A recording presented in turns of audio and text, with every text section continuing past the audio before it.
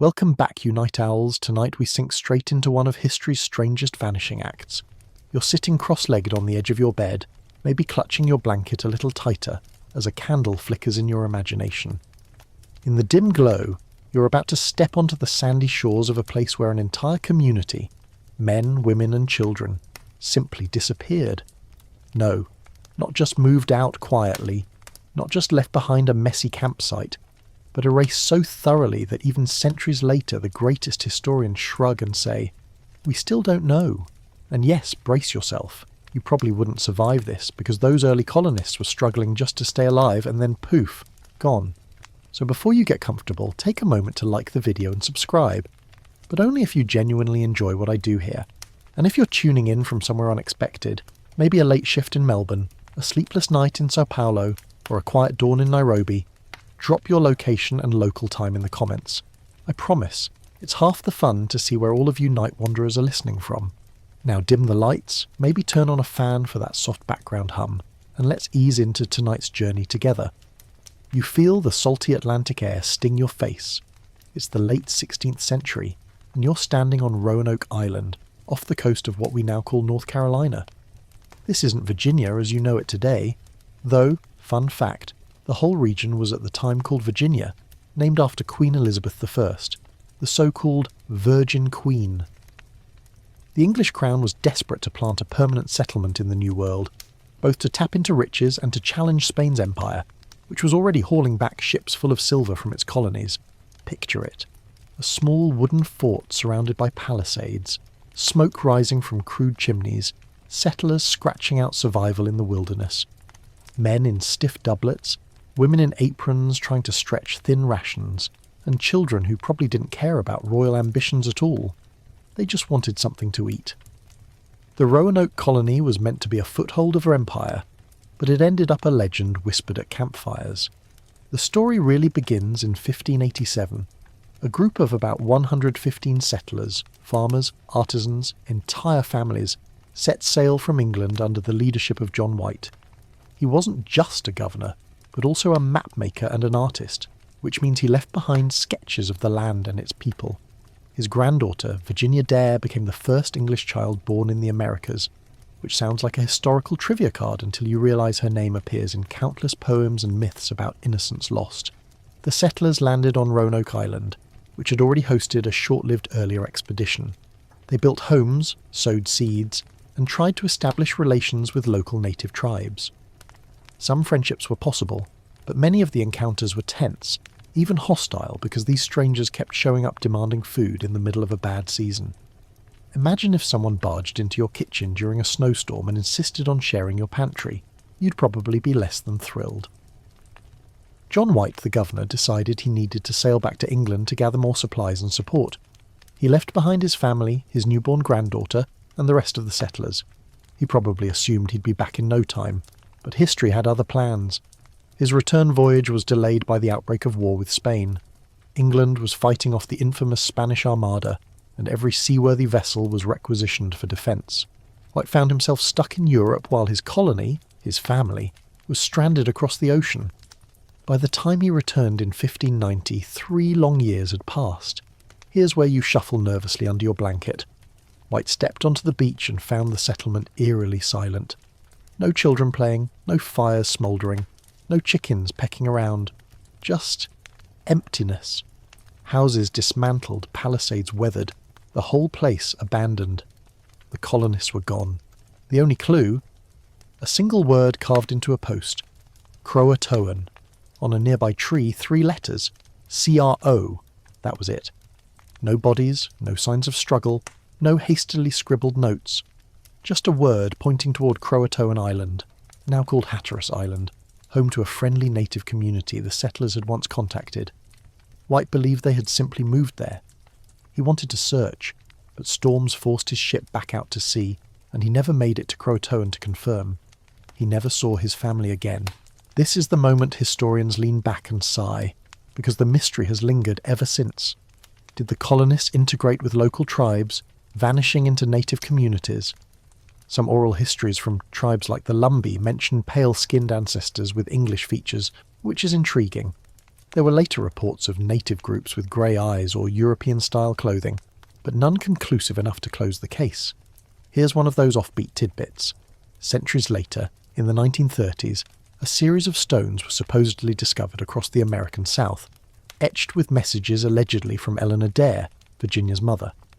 The Dare stones, as they were called, told of desperate survival, deaths, and eventual migration inland.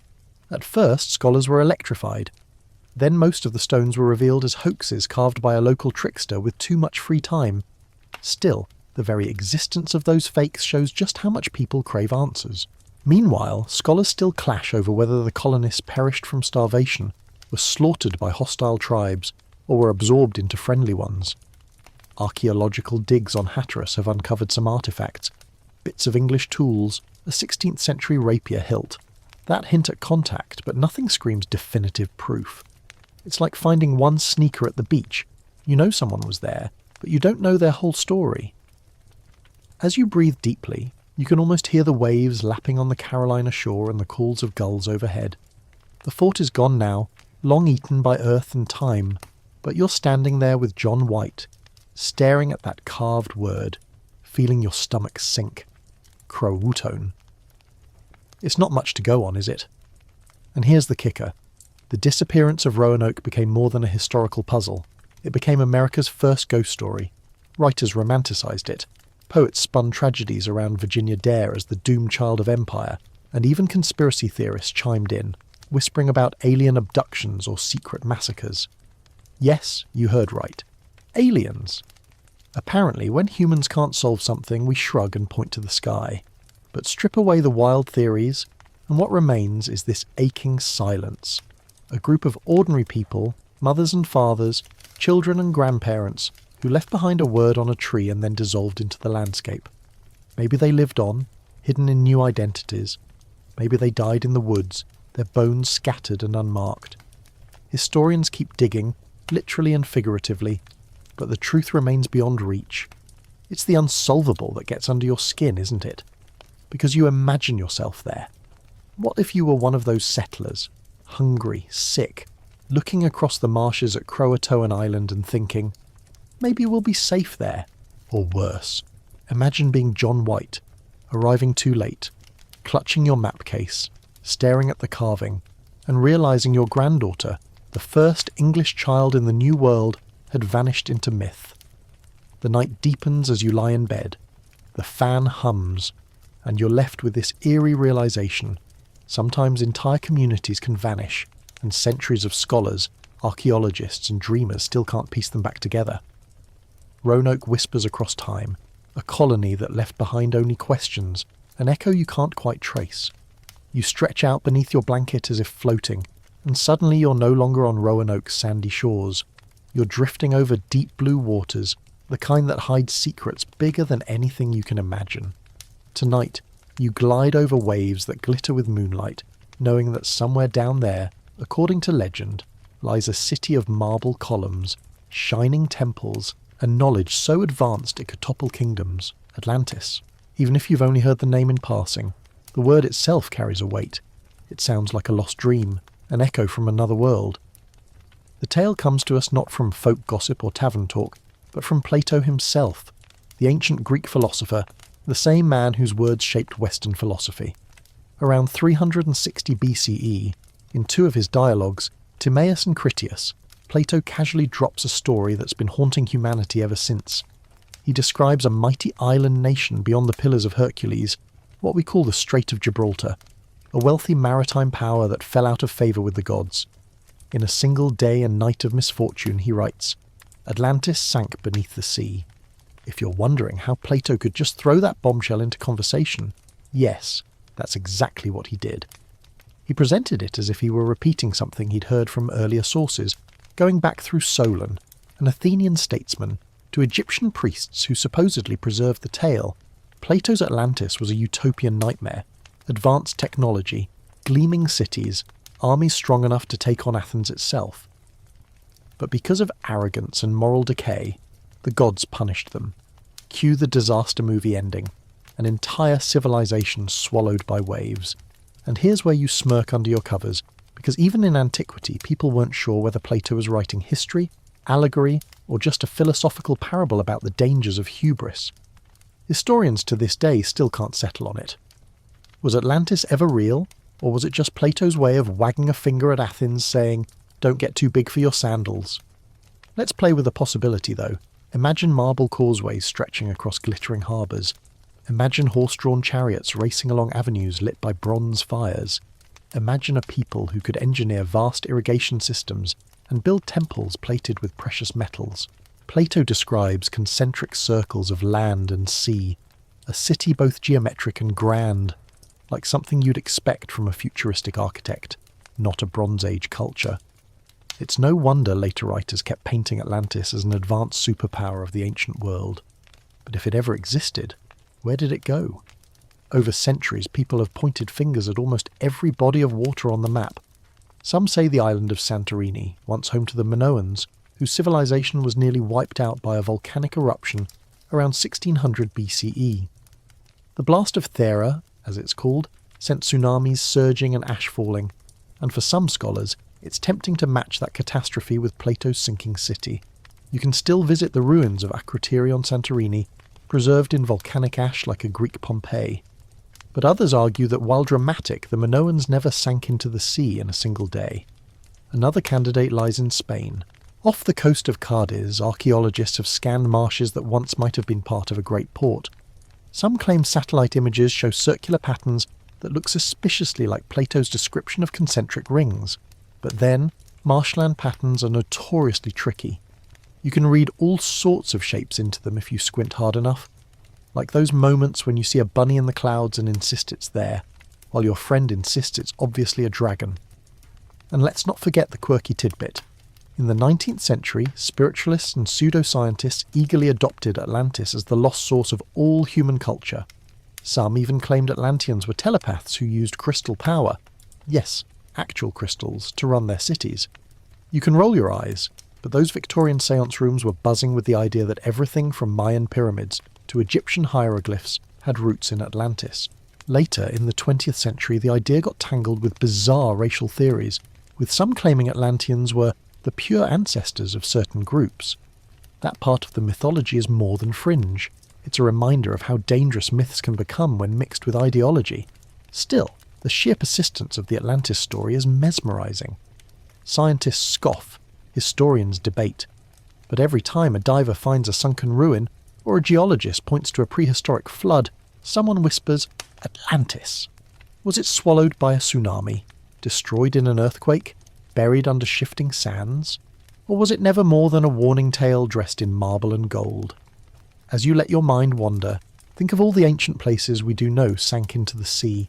Herakleion, once a bustling Egyptian port, lay lost under the Mediterranean for centuries, until divers found it in 2000. Pavlopetri, off Greece, dates back to the Bronze Age, and was also discovered beneath the waves. Both remind us that cities can and do vanish underwater, given enough time and tectonic mischief. So, Atlantis isn't impossible, it's just elusive. One theory that makes you chuckle is that Atlantis never sank at all. Some writers argue it's Antarctica, covered in ice after a pole shift, hiding secrets under kilometres of snow. Picture penguins waddling over the ruins of once great temples. It's absurd, but absurdity has a way of catching fire in the human imagination. Another version insists Atlantis was the Caribbean, pointing to the Bahamas' so-called Bimini Road, a stretch of stones under shallow waters that might be natural formations, or might be, well, something else. And here's the debate that won't die. Even if Plato made it up, why did his words stick so powerfully for over 2 millennia? Maybe it's because the idea of a great civilization undone by its own flaws feels timeless. Every empire, from Rome to Britain to our own modern superpowers, reads the Atlantis story and sees a mirror. A warning. Pride comes before a very wet fall. You float a little deeper into this thought, imagining the last moments. Did Atlantean priests ring bells in marble towers as the ground quaked beneath them? Did mothers clutch their children as seawater poured into the streets? Did ships snap their moorings as the harbour swallowed them whole? Or, here's the sly twist, did nothing of the sort ever happen, and Plato's words were simply metaphor, leaving us all chasing shadows across oceans? As you breathe in the quiet of your room, Picture those concentric rings glowing faintly under dark water, fish weaving between broken columns, coral hugging collapsed arches. The ocean doesn't give up secrets easily. It swallows and preserves, taunts and silences. And so, Atlantis remains both everywhere and nowhere. Half lesson, half legend, suspended between skepticism and longing. And you, night traveller, are left with a tantalising thought. Maybe Atlantis wasn't about marble halls or golden statues at all. Maybe it was about us, the dreamers, forever caught between memory and myth, staring into the deep and wondering what we lost. You sink further into your pillow, and the water of Atlantis fades into desert wind. Suddenly you feel sand stinging your cheeks, dry air filling your lungs, and before you stretches a horizon where geometry itself seems to rise from the earth. The Great Pyramid of Giza looms above you, an ancient mountain of stone built by human hands thousands of years ago. It has stood longer than most nations have existed, so old that when Cleopatra gazed at it, it was already ancient. And here's the part that still makes scholars frown into their coffee. We know a lot about Egypt, yet the Great Pyramid continues to guard secrets that make even modern engineers scratch their heads. You trudge closer across the desert, sweat dripping, and stare up at 2.3 million blocks of limestone, each one weighing several tons. The structure once gleamed with polished white casing stones that caught the sun like a mirror. You'd need sunglasses just to glance at it. Today, most of that smooth skin is gone, stripped off and reused in later centuries, but the bones of the pyramid still rise solid and stubborn. At its peak it stood 481 feet tall, the tallest human-made structure on Earth for nearly 4,000 years. Let that sink in. Medieval cathedrals, the Eiffel Tower, skyscrapers, none of them held the title as long as this pile of desert stone. Mainstream Egyptologists explain that the pyramid was built for Pharaoh Khufu around 2560 BCE, serving as his monumental tomb. The ancient Egyptians were master builders, and the pyramid represents their genius for organisation, labour and ritual. But here's the rub. How did they pull it off? There were no cranes, no bulldozers, no computer simulations, just copper tools, wooden sleds, ropes and manpower. Yet they aligned those massive blocks with such precision that the sides deviate from true north by less than 0.07 degrees. That's more accurate than many modern compasses. You pause to imagine the scene. Thousands of workers hauling stones across the sand, chanting in rhythm, overseers shouting commands. Some say the workers were slaves, but evidence points instead to a labour force of paid workers and seasonal farmers. Archaeological digs near the pyramids have uncovered bakeries, breweries and workers' villages, complete with bread ovens and cattle bones, which suggests that far from being whipped in chains, these people were fed hearty diets to keep them strong. Even pyramids needed pizza Fridays, you might say. And still, historians debate the methods. Did they drag the stones up straight ramps that grew longer and longer as the pyramid rose? That would require ramps miles in length, which seems absurdly impractical. Did they build zigzagging switchback ramps hugging the pyramid's sides? Maybe. Or did they use some clever system of levers and counterweights? No one can say with certainty, and every new engineering experiment sparks arguments at conferences. Here's a quirky tidbit to tuck under your pillow.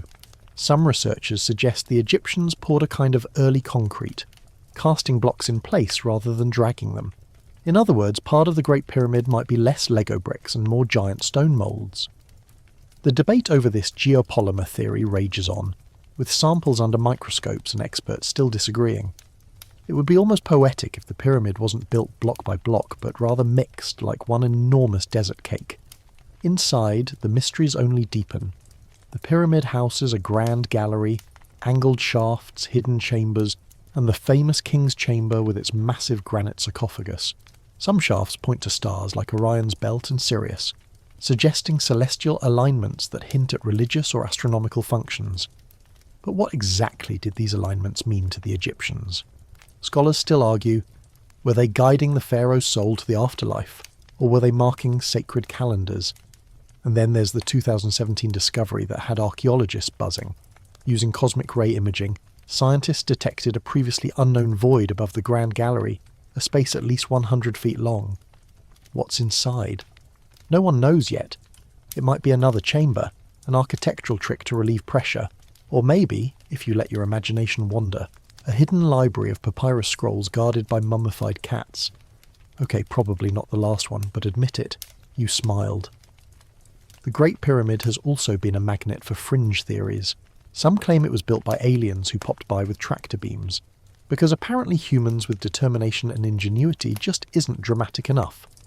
Others say it's an ancient power plant, channeling Earth's energy with its limestone casing and granite core. Still others insist it encodes secret knowledge about mathematics, physics, or even prophecies of future events. While mainstream scholars shake their heads, the sheer volume of wild theories tells you how strongly this structure fires the human imagination. Now picture yourself inside, torchlight flickering off walls that have felt no sunlight for millennia. The air is heavy, the silence absolute. You brush your hand over a stone surface that's been polished by ancient workers, and you realise they built this place with the hope it would last forever. In a way, it has. The mummy of Khufu is long gone, his treasures looted, but the pyramid itself endures, defying time and sandstorms alike. What's striking is how it still connects us. The workers who hauled bread and beer in their baskets, the overseers who checked the alignments by the stars, the pharaoh who dreamed of eternal life, all of them left fingerprints in stone. And here you are, centuries later, lying in bed, ears filled with the hum of your fan, wondering whether the greatest engineers of our age could build something to last as long. Spoiler, probably not. The desert wind howls through your imagination. The Great Pyramid is not just a tomb, it's a riddle in limestone, a challenge left for every generation to ponder. We know much, but not enough. We measure, we scan, we theorise, but the pyramid refuses to tell all its secrets. Like a stone sphinx, it smiles in silence, guarding mysteries that even the brightest minds still chase. And so, as your eyes grow heavy, you're left with this lingering thought. Sometimes the most solid structures hide the most elusive truths. The Great Pyramid rises not only as a monument to a dead king, but as a reminder that some questions endure longer than stone itself. The desert winds fade from your ears, and suddenly you feel damp grass beneath your fingertips, dew soaking through, as if you've lain down on an English plain. The sky's soft grey, mist curling low, and through the haze you see them. Enormous stones standing upright, some capped with lintels, forming circles and horseshoes like a giant child's toy left on the ground. Stonehenge. You shiver a little, not from cold, but from the awareness that these stones have stood for over 4,000 years, older than the Great Pyramid you just left behind. And still, no one can say with certainty why they were placed this way, or what exactly people did here. You sit up in the grass, staring at the sarsen stones towering above you. Some weigh more than 25 tons, hauled from miles away. And then there are the blue stones, smaller but still hefty, dragged, or perhaps floated, over 150 miles from the Preseli Hills in Wales. Picture that for a moment. Neolithic people without wheels, cranes, or trucks, somehow lugging massive slabs across rivers, forests, and hills. It's the kind of workout even your gym instructor would give up on. Archaeologists debate whether they rolled them on logs, dragged them on sledges greased with animal fat, or rafted them down rivers. Nobody can quite agree. But the stones are here, and that fact alone is astonishing. Mainstream archaeology tells us Stonehenge was built in stages between 3000 and 1500 BCE, a process spanning many generations. Imagine being a child when your grandfather worked on raising a stone, and then your grandchildren completing the next circle. The monument wasn't a weekend project. It was a cultural obsession passed down like sacred family business. And what was it for? That's where the mystery blooms. Stand with me now at the centre. The stones are not just arranged randomly. They align with the solstices. At midsummer sunrise, the sun rises directly over the heel stone, casting its light into the heart of the circle. At midwinter sunset, the rays align with the opposite direction. Clearly the builders knew their astronomy. This was no haphazard collection of rocks. It was a celestial machine, a calendar carved into the earth itself. And yet, historians argue endlessly about what this alignment meant. Was Stonehenge a temple for sun worship, a grand stage where priests marked the turning of the year? Was it an observatory, tracking eclipses and predicting the movements of heavenly bodies? Or was it a ceremonial burial site, since excavations have uncovered cremated human remains around the area? Maybe it was all three, or something entirely different, something we haven't even guessed, a quirky tidbit that always makes visitors blink. In the 17th century, some early scholars insisted that Stonehenge had been built by the Romans, since they couldn't imagine primitive Britons hauling such stones.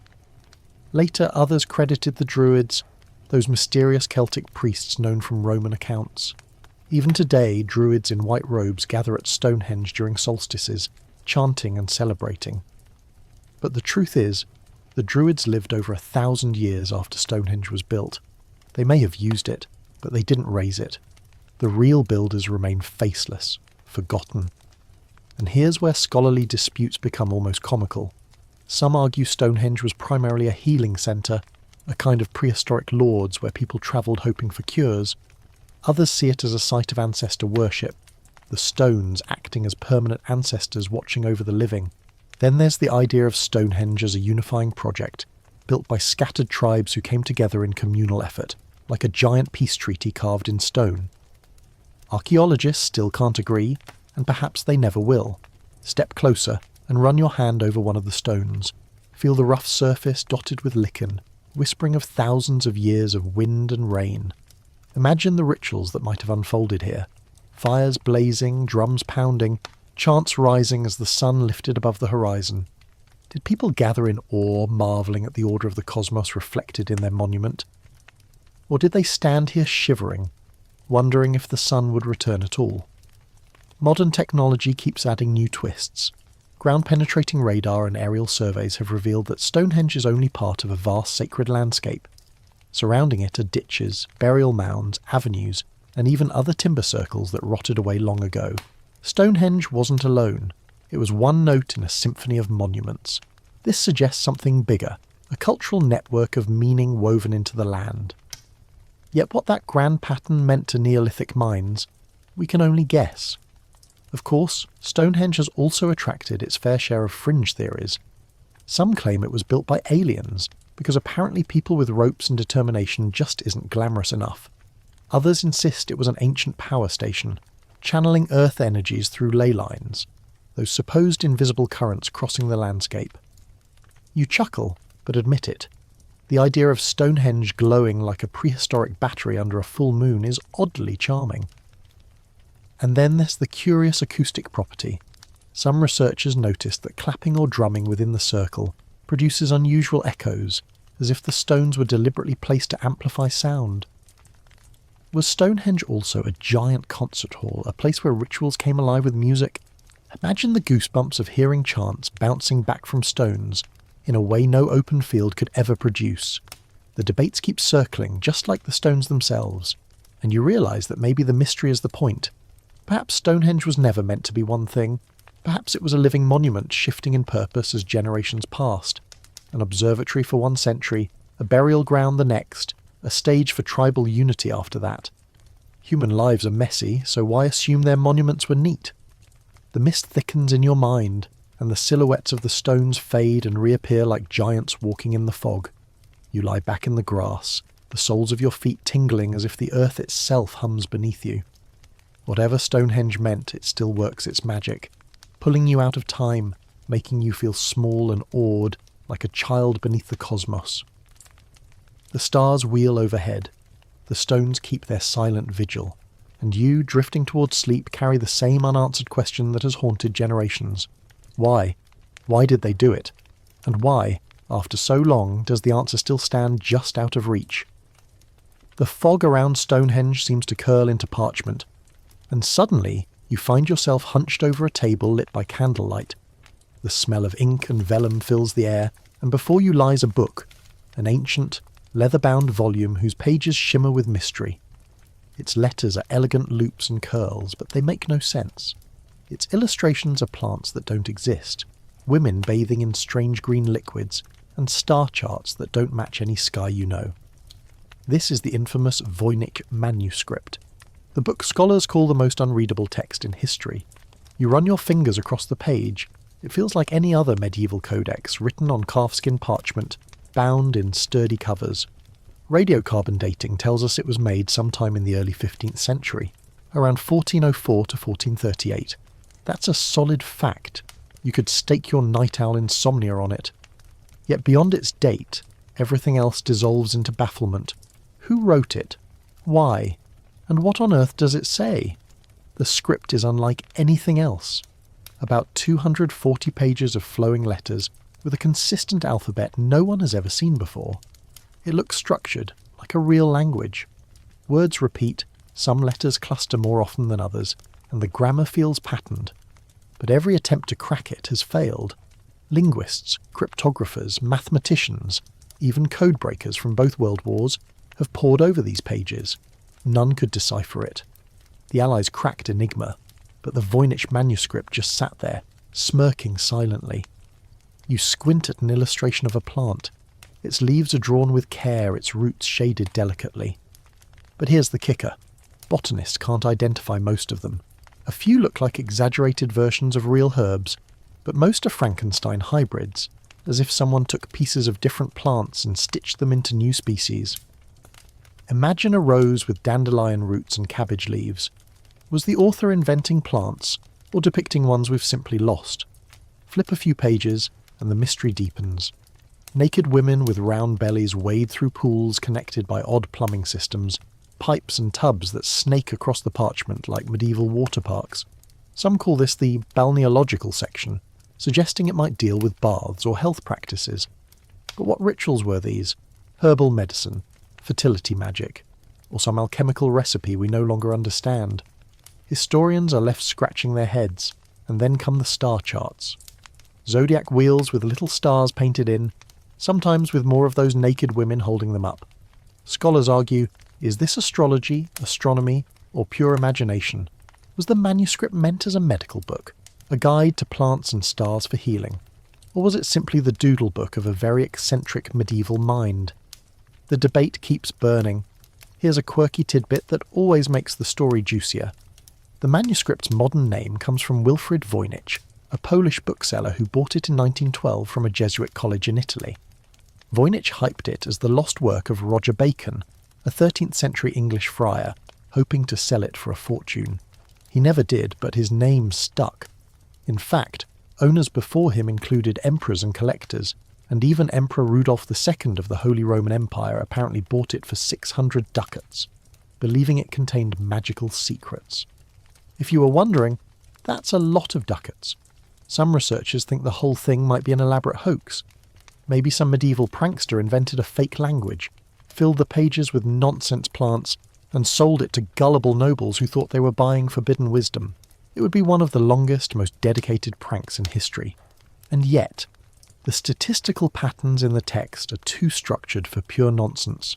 Hoaxes usually reveal themselves by randomness, but the Voynich has the cadence of meaning. It whispers like a language waiting for ears that can hear. And this is where scholars still lock horns. Some claim it encodes an extinct language or dialect, cleverly disguised. Others think it's a form of shorthand or cipher. Modern computers have thrown algorithms at it, and while some results hint at possible natural languages, nothing sticks. Each breakthrough collapses like sandcastles in a tide. You'd think in an age when your phone can translate street signs from Japanese to English in seconds, cracking an old book would be easy, but the Voynich still wins. Meanwhile, the illustrations tempt endless speculation. Was it a woman's health manual, written in code to protect its secrets from men? Was it the personal grimoire of an alchemist, cloaked in cipher so rivals couldn't steal formulas? Or was it the record of a visionary who dreamed strange plants and celestial maps and simply wrote them down? Historians disagree, and the manuscript refuses to confess. And then there's the story of attempts to decode it in the 20th century. The US Army's top cryptographers, who unravelled enemy codes during World War II, took a crack at it. They admitted defeat. One even joked that it might as well have been written by Martians. Later, a Canadian botanist argued he could identify some plants as New World species, centuries before Columbus reached America. That suggestion sparked furious arguments, because if true, the manuscript would rewrite the history of transatlantic contact. Yet again, no consensus. You lean closer, breathing in candle smoke, imagining yourself as one of those puzzled scholars. Each page is like a riddle whispered across centuries, a voice speaking in syllables no one alive understands. The longer you stare, the more the letters seem to shift and tease, as though the book is alive, delighted to remain unread. And here's the delicious irony. The manuscript might be the most famous unreadable book in the world. Its fame comes not from what it says, but from the fact that it won't say anything to us. Like a stubborn cat, it sits on the shelf, eyes half closed, daring you to try again. As you drift towards sleep, think of the nameless author, hunched over parchment 6 centuries ago. Did they chuckle at the idea of baffling future generations? Or did they weep, desperate for someone to understand? The Voynich manuscript is either the cleverest hoax ever bound in leather, or the loneliest voice humanity has yet to decipher. And so it waits, patient, silent, unread, its secrets safe until the right dreamer finally listens. The flickering candlelight of the Voynich fades, and in its place comes the rush of ocean wind, salt biting your lips as waves crash against volcanic cliffs. You're standing on a remote speck of land in the vast Pacific, farther from any continent than almost any other inhabited place on Earth. Before you, rising like silent sentinels, are the Moai, those towering statues of Easter Island. Their faces are long, their brows stern, their lips tight with secrets, as though they know answers we never will. You shuffle closer. Some Moai stand proudly on stone platforms called ahu, staring inland as if guarding their people. Others lie toppled, their massive heads half buried in grass. And then there are the ones no tourist brochures tell you about, the hidden torsos buried beneath the soil. For decades people thought Moai were just heads, but excavations revealed they have full carved bodies, some reaching over 30 feet tall. They weren't giant heads, after all, but colossal figures, carefully shaped from volcanic tuff. Mainstream archaeology tells us these statues were carved by the Rapa Nui people between the 13th and 16th centuries. That much is grounded fact. But then the questions come in waves. Why were they made? How were they moved? And what stories are trapped in their stony faces? Imagine being part of that society. You live on a lush but isolated island, resources limited, community tightly bound. You spend months chiselling a statue out of the volcanic quarry at Ranararaku, the slopes covered with half-finished moai. The tools are simple, basalt picks and chisels. Slowly the figure takes shape, eyes closed, lips pressed, an ancestor given form in stone. But then the bigger question: how do you transport something weighing up to 82 tons across miles of rugged terrain? Early explorers, baffled by the logistics, suggested the islanders must have rolled them on logs, which in turn led to the grim theory that Rapa Nui deforested their island into collapse just to move statues. Some even claimed this environmental collapse triggered famine and civil war. That version of events, sometimes called ecocide, paints Easter Island as a cautionary tale of humans destroying themselves through overconsumption. But hold that thought, because more recent studies complicate the picture. New experiments suggest the moai might have been walked upright using ropes and coordinated teams, rocking the statues side to side like giant refrigerators. When modern researchers tried this, the statues really did shuffle forward, inch by inch, as though they were alive. Local legends even say the moai walked to their places. Historians still spar about whether this method was truly used, but the image is unforgettable. Entire villages chanting, guiding stone ancestors as they step into position. Here's a quirky tidbit. Some moai had coral eyes with obsidian pupils, giving them a striking gaze when placed on their platforms. Imagine the shock of seeing a freshly finished statue, eyes glowing in the sunlight, staring across fields where you worked and lived. They weren't just art, they were presences, ancestors made eternal. And what about their purpose? Scholars agree the moai likely represented deified ancestors, embodying mana or spiritual power. By placing them on aku overlooking the villages, the Rapa Nui kept their forebears watching, protecting and blessing the land. But exactly how these statues functioned in rituals, and why so many were toppled later, remains debated. Were they symbols of unity, or did rival clans compete to build bigger and bigger moai as a show of prestige? Perhaps the island itself became a stage of one-upmanship until resources strained and conflicts grew. The story gets darker. By the 18th century, when Europeans arrived, many moai had been toppled.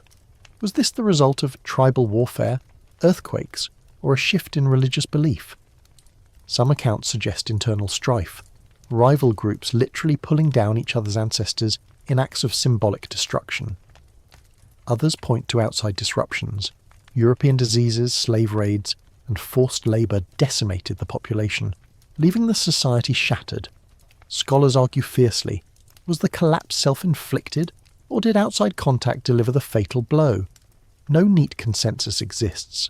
And then there are the legends, murmurs of birdman cults that rose after the statue era.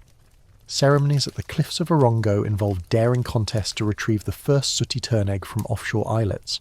Warriors scrambled down cliffs, swam through shark-infested waters, and returned with the egg balanced carefully on their heads. The winner's clan gained power for the year.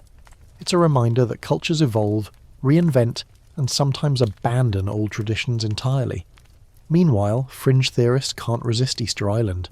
Some say aliens lifted the statues into place, because heaven forbid humans with ropes and ingenuity achieve anything. Others weave it into broader lost civilization myths, claiming the Moai are remnants of a global network stretching back to Atlantis or Lemuria. One eccentric theory insists the statues are markers of ley lines, channeling Earth energies.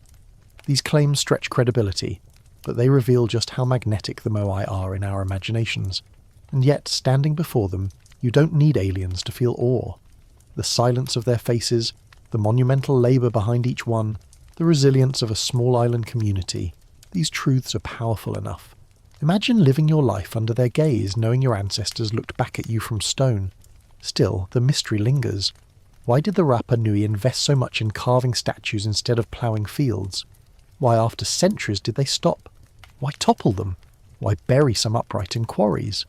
Historians dig, test, argue, but the answers remain blurred, like carvings worn smooth by ocean wind. The moon rises in your mind, casting pale light across the island. The Moai stand silently, shadows stretching long across grass. They've been toppled, restored, debated, and mythologized, yet they remain, immovable and enigmatic. And you, lying in bed, hear the surf crashing against black volcanic stone, as though the ancestors themselves are whispering some secrets are ours to keep. The crash of Pacific surf softens into candlelit silence. You open your eyes and find yourself inside a dim cathedral, where incense curls upward and stained glass scatters coloured light across stone floors. In the hush of the space, pilgrims kneel, whispering prayers, eyes fixed on a relic kept under heavy glass. You step closer, and there it is, the Shroud of Turin, one of the most debated artefacts in Christian history. A length of linen cloth, faintly imprinted with the front and back image of a man who appears to have been crucified. To some, it is the burial shroud of Jesus himself. To others, it is a medieval forgery, and to everyone, it remains one of history's most haunting puzzles. The shroud measures about 14 feet long and 3.5 feet wide. The image is sepia-toned, like an old photograph faded by centuries, showing a bearded man with wounds consistent with crucifixion, nail marks in wrists and feet, scourge marks across his back, a puncture wound in the side, even what some interpret as blood from a crown of thorns. Yet the image is not painted or drawn in any conventional way. It seems almost like a photographic negative, an imprint burned lightly into the fabric's fibres. When first photographed in 1898 by Secondo Pia, the negative plate revealed startling detail. The faint image suddenly became vivid, with lifelike depth. That revelation electrified believers and skeptics alike. The mainstream historical fact. Records placed the shroud in Europe by the mid-14th century. It surfaced in France, displayed by a noble family in a church at Lorey around the 1350s. The church initially expressed skepticism. One bishop even wrote that it was a clever painting. Yet devotion to the relic spread quickly, and it eventually came to Turin, Italy, where it has remained ever since. Pilgrims have crossed continents to see it, and popes themselves have bowed before it. Though the Vatican stops short of declaring it genuine, they call it an icon rather than a proven relic. The scientific investigations, however, are where the debates ignite. In 1988, radiocarbon dating was performed by 3 separate labs on samples of the shroud. The results stunned many. The cloth dated to between 1260 and 1390 CE, suggesting it was a medieval creation, not a 1st century relic. Skeptics declared the case closed, but not so fast. Critics of the test argue that the sample may have come from a repaired section of the cloth, contaminated by centuries of handling, fires, and patches. Indeed, the shroud survived a devastating fire in 1532, which left scorch marks and holes still visible today. Could such damage have skewed the dating? Scientists still argue fiercely. Here's a quirky tidbit. In 1978, a group of American scientists under the Shroud of Turin research project, STURP, conducted an extensive study. They found no evidence of pigments, dyes, or paints forming the image. Instead, the coloration appears only on the very topmost fibres, thinner than a human hair. It's as though the image was lightly scorched onto the linen at microscopic depth. But no known artistic technique of the Middle Ages can account for that effect. Some researchers suggested it was caused by a burst of radiation or energy, words that immediately set off speculative theories ranging from supernatural resurrection to bizarre natural phenomena. Historians still grapple with the contradictions. On one side, the radiocarbon dates, the medieval origin story, the suspicion of clever forgery. On the other, the inexplicable image formation, the anatomical accuracy, the pollen grains embedded in the fibres that come from plants native to the Middle East. Both camps raise compelling points, and neither can completely silence the other. Of course, fringe theories abound. Some claim the image was created by Leonardo da Vinci using an early photographic technique, centuries before photography was invented. Others insist it's a cloth hologram, the imprint of Christ's resurrection body releasing divine energy. Then there are skeptics who propose it was a medieval performance piece, crafted to inspire faith and draw pilgrims. Each theory attracts devoted followers, each shot down by opposing experts. The shroud seems to invite controversy as though it feeds on it. But imagine, just for a moment, the lived experience. You kneel before the glass case, eyes adjusting to the faint outline of a face, half hidden in folds of linen. You think of the millions who've done the same, some convinced they're gazing on the very burial cloth of Jesus, others simply awed by the mystery. Whether authentic or not, the shroud has become a mirror of human faith, doubt, and longing for connection across centuries. And the open scholarly debate continues.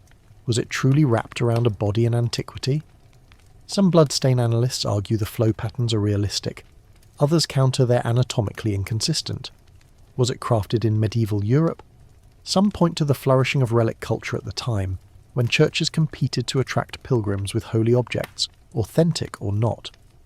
Or was it something stranger, an unknown process, neither purely human-made nor entirely divine, leaving behind a relic that defies categories? The cathedral's silence presses in on you. The linen lies still, but your mind races. You remember how every mystery so far has danced between fact and legend, from Roanoke's vanished colony to Atlantis' drowned city. The Shroud of Turin stands in that same liminal space, both tangible and intangible, an object you can see yet never fully explain. As you exhale slowly, you feel the weight of centuries. Pilgrims, scientists, skeptics, popes, all have stared at this cloth and left unsatisfied. The shroud never resolves, never bends to certainty. It remains what it always has been, a relic of mystery, a silent face asking questions rather than answering them. The cathedral hush fades, and in its place comes the rush of dry wind, the kind that rattles through desert valleys and leaves dust clinging to your tongue. You open your eyes and realize you're high above a barren plain, sunlight harsh, horizons shimmering with heat. Below you stretch enormous figures etched into the earth itself, lines so vast you can only see them properly from the sky. A hummingbird with wings wide open, a monkey with its curling tail, a spider, a condor, a strange humanoid figure with wide eyes. This is the Nazca Desert in Peru, home to one of history's strangest artistic mysteries, the Nazca Lines.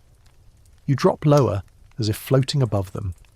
The lines themselves aren't carved deep, just a few inches, scraped through the reddish topsoil to reveal lighter earth beneath. They're simple in method, but staggering in scale. Some stretch for miles, straight as an arrow, others form elaborate geometric shapes. And then there are those whimsical animals and plants. Biomorphic figures, some over 300 feet across, the size of entire football fields. It's like standing on a giant sketchbook, spread out across 450 square kilometres of desert. Mainstream archaeology confirms the basics. The Nazca culture, flourishing between 200 BCE and 600 CE, made these geoglyphs. They used wooden stakes and cords to keep lines straight, scraping away rocks to form contrast with the paler soil below. That part's clear, but why did they do it? That's the enigma still unsolved. One leading idea is that the lines had a ritual or astronomical purpose. Some shapes seem to align with the solstices or certain stars. The German mathematician Maria Ricci devoted her life to studying them in the mid-20th century, measuring and charting every figure. She believed the Nazca lines were a giant celestial calendar, helping mark agricultural cycles in this harsh, arid region. In a land where rainfall is rare and unpredictable, knowing when to plant would have been a matter of survival. But here's where it gets murkier. Not all lines fit astronomical patterns neatly. Some veer off without clear alignment. Some animals appear without obvious connection to stars or seasons. Were they offerings to gods? Pathways for ritual processions? Or symbols meant to be seen by deities looking down from the sky? Historians still debate this, circling endlessly around the why. And then there's the quirky tidbit. In the 1920s, when airplanes first flew over the region, pilots were stunned to see the figures. Locals had known about the lines for centuries, but only from above could their full scale be appreciated. Imagine being one of those first aviators, glancing out the cockpit window and realizing the desert was covered with immense drawings invisible from the ground. It's no wonder the discovery sparked worldwide fascination. Of course, the lines quickly attracted their fair share of fringe theories. Some enthusiasts insist the geoglyphs were landing strips for extraterrestrial visitors. You chuckle, but the straight runways do look like airstrips from above. Others claim the figures were messages to alien gods, or even maps of underground water sources created with advanced lost technology. These ideas might be fanciful, but they show how the Nazca lines stretch human imagination beyond the limits of logic. Meanwhile, archaeologists still argue. Some emphasize water. The figures might relate to rituals pleading with gods for rain. Others see them as pilgrimage routes, walked by worshippers as acts of devotion. In fact, footprints have been found along some lines, suggesting they were indeed pathways. The desert floor is so stable that even after centuries, faint traces of human movement remain, ghosts of rituals in the sand. Picture yourself standing there in the desert heat, on one of those lines. From ground level, you see only a shallow path stretching away into shimmering distance. Nothing spectacular. But above, the shape reveals itself, a vast animal drawn on the earth. This duality, the ordinary ground view versus the God's Eye aerial view, feels intentional. Maybe the Nazca wanted their deities to look down and see devotion spelled out in giant drawings. Or maybe they themselves climbed nearby hills to glimpse the patterns, finding meaning in the scale, and the debate keeps going. Some scholars argue that comparing the figures to stars is forcing patterns where none exist. Others counter that cultures worldwide used astronomy as part of ritual, so why not here? Then there are those who focus on the animals themselves. Hummingbirds as symbols of fertility, monkeys tied to jungle myths, spiders linked to rain. Each interpretation offers a piece of the puzzle, but the whole picture slips away like sand in the wind. Another layer of mystery lies in how well the lines have survived. The Nazca Desert is one of the driest places on Earth, with almost no rainfall and little wind. That stability preserved the lines for over a millennium. Yet in recent years, human activity has threatened them. Trucks, urban sprawl, even careless tourists have damaged some figures. In 2014, Greenpeace activists left footprints near one of the geoglyphs during a protest, sparking outrage for disturbing sacred ground. It's a reminder that mysteries endure not just in the past, but in how we choose to protect them today. You tilt your head back and imagine the Nazca people at night, gazing up at the same brilliant Milky Way that still blazes over Peru's desert. Maybe they traced constellations in the sky, then mirrored them on the earth below. Maybe they believed the universe was a dialogue, heaven and ground speaking through symbols. Or maybe, just maybe, they simply loved to create beauty on a scale so vast it defies reason. The desert wind hisses in your ears. The geoglyphs stretch out beneath you, enigmatic and enduring. Scholars measure, theorize, and argue, but the Nazca lines remain what they've always been, a canvas of mystery on the driest stage on Earth. And you, wrapped in your blanket, can almost feel the grit of sand between your teeth, as though the desert itself whispers, "Look closer, dream bigger, but don't expect an answer." The desert wind and hummingbird fade, replaced by the cool embrace of seawater pressing around you. You blink, and now you're not soaring above Peru. You're drifting in the Aegean Sea, sunlight piercing in green shafts through the waves. In the murky depths lies a shipwreck, its timbers long rotted, its cargo of amphorae scattered like bones. And there, crusted with centuries of coral and rust, is something that should not exist. A corroded hunk of bronze gears, as delicate in design as a Swiss watch. This is the Antikythera mechanism, sometimes called the world's first computer, and it's one of history's strangest technological mysteries. The wreck was discovered in 1900 by sponge divers near the island of Antikythera, between Crete and mainland Greece. Among the statues, jewellery and amphorae, divers hauled up lumps of bronze fused into stone-like forms. At first, no one thought much of them, but when archaeologists cleaned one piece, they saw something shocking: finely crafted interlocking gears, inscribed with faint Greek letters. This wasn't a statue, wasn't jewellery, wasn't weaponry, it was a machine. The mainstream fact: the Antikythera mechanism dates to around 100 BCE, during the Hellenistic period. That alone is mind-bending, because the level of craftsmanship in its 30-plus bronze gears, cut with precision, meshing perfectly, would not be seen again for over 1,000 years. Europe's mechanical clocks of the 14th century are usually hailed as the dawn of geared machines. Yet here was one, sunk in a Roman shipwreck centuries earlier. You turn the corroded dials in your imagination. The device was hand-cranked, with gears that tracked celestial movements, the positions of the sun, moon, and possibly even planets. It could predict lunar and solar eclipses, chart phases of the moon, and display the timing of the Olympic Games. In other words, it was a portable cosmos, a mechanical map of the heavens. The sheer sophistication suggests knowledge of engineering and astronomy, far beyond what most historians believed possible for that era. And here's where the scholarly battles erupt. Who built it? Was it designed by followers of Archimedes, the Greek genius who dabbled in gears and astronomy? Was it a product of Hipparchus of Rhodes, one of antiquity's greatest astronomers? Or was it a one-of-a-kind masterpiece, a marvel that had no peers? No written records from Greece mention anything like it. The mechanism stands alone, as though it dropped out of time. Quirky tidbit: X-ray scans in the early 2000s revealed inscriptions on the mechanism's fragments, tiny Greek letters buried in corrosion. These inscriptions are like an instruction manual explaining the dials and their functions. They show the device displayed a 19-year cycle of the moon and predicted eclipses with remarkable accuracy. Imagine an ancient scholar turning the crank, watching little bronze hands move across miniature dials, predicting when the sun would darken or the moon would glow red. It's both eerie and dazzling. Historians still argue about whether the Antikythera mechanism was unique or part of a tradition of devices now lost. If there were others, where are they? Were they melted down for bronze in later centuries? Or was this one the lone survivor of an experimental genius whose work vanished into the sea? The lack of parallels gnaws at the scholarly world. It's like finding a smartphone in a medieval castle. Too advanced, too out of place, too solitary. Of course, fringe theories bloom around it. Some insist it proves contact with aliens or Atlanteans, because how else could ancient Greeks build something so precise? Others argue it rewrites history, suggesting ancient civilizations were far more technologically advanced than we've been taught.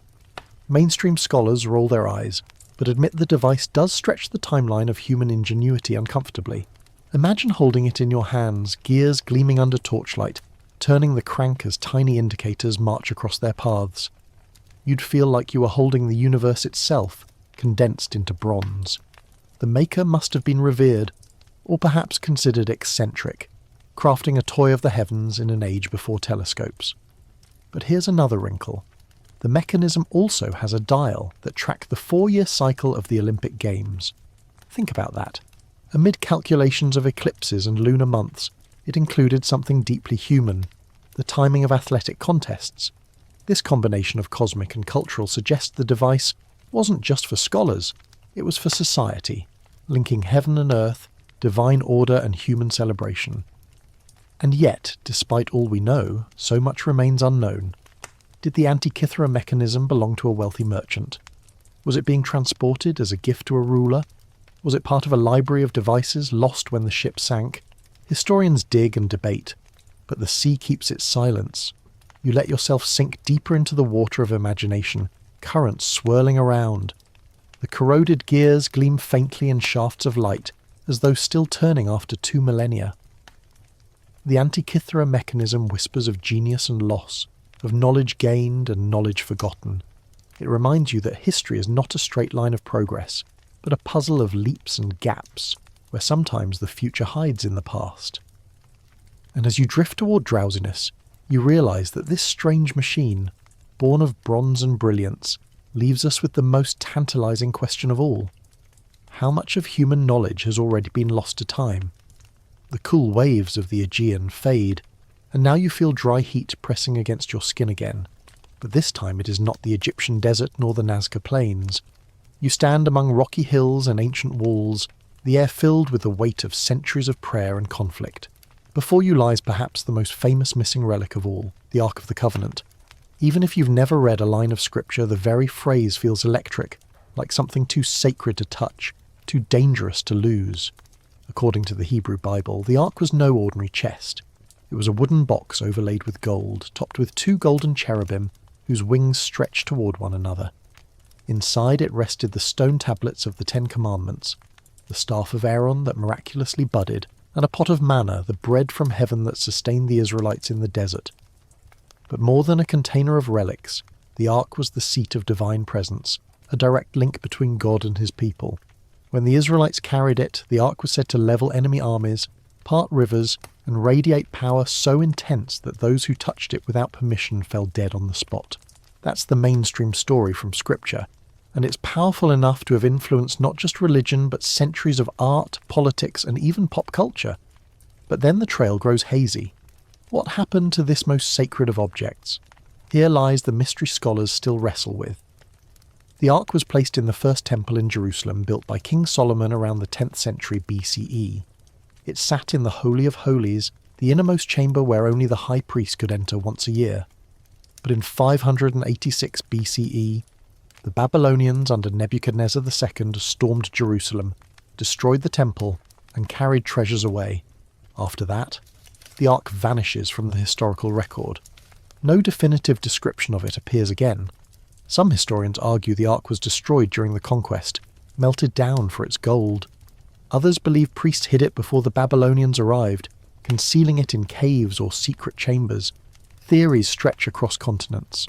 One claim points to Ethiopia, where the Church of Our Lady Mary of Zion in Axum insists the Ark resides even today, guarded by a single monk who alone may look upon it. Pilgrims visit, but no outsider is allowed to see the relic. This has fueled endless speculation. Does Ethiopia hold the Ark, or merely the legend? Here's a quirky tidbit. In 1981, an American adventurer claimed to have found the Ark beneath the Temple Mount itself, hidden in secret chambers. His story involved divine visions, miraculous encounters, and tunnels. Predictably, mainstream archaeologists rolled their eyes, and his supposed discovery remains unverified.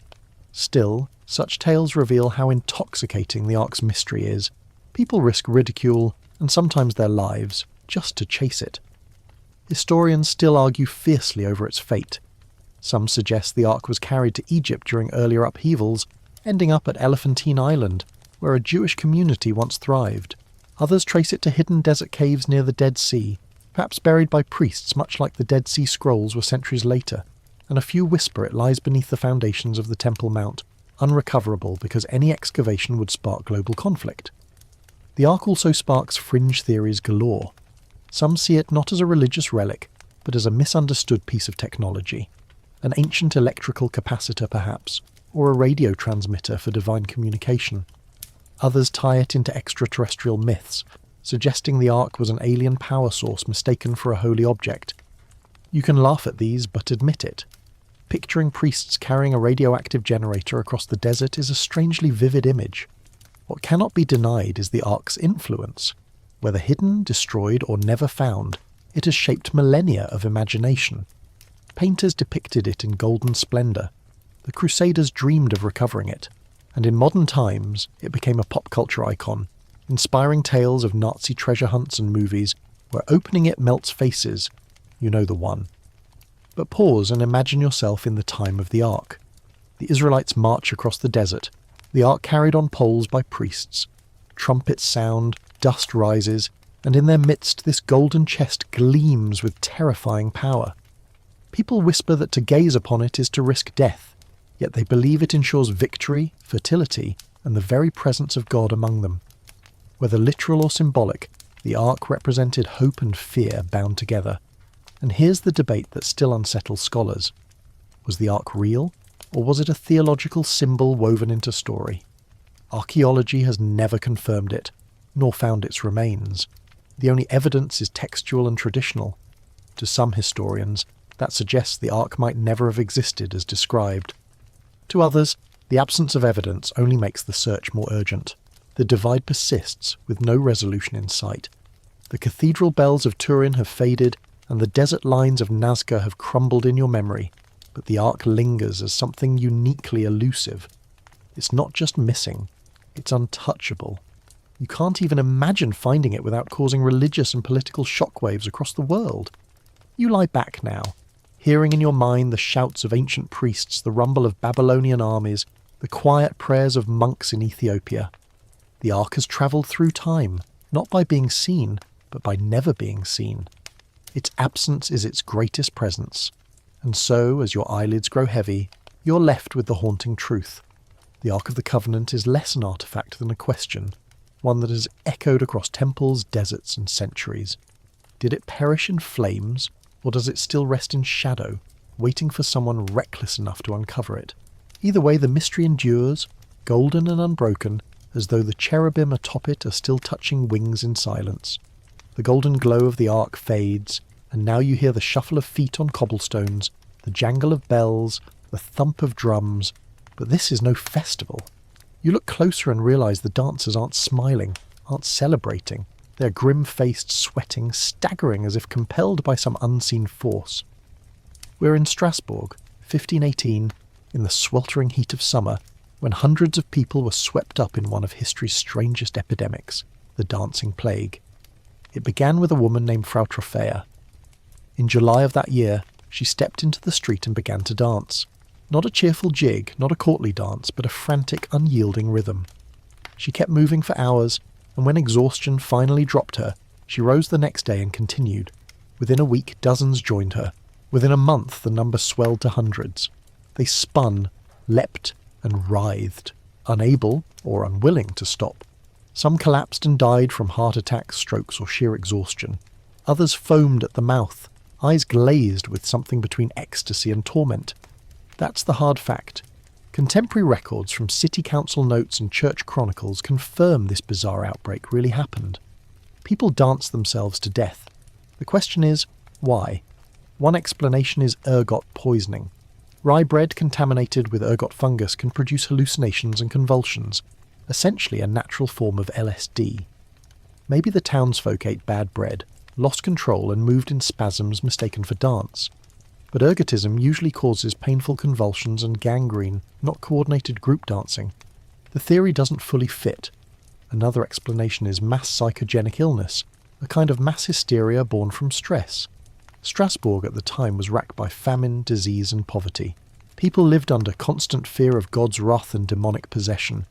In such pressure cooker conditions, one person's breakdown could spread like wildfire, sparking an outbreak of compulsive movement. It's like laughter or panic, contagious, irresistible, magnified by community fear.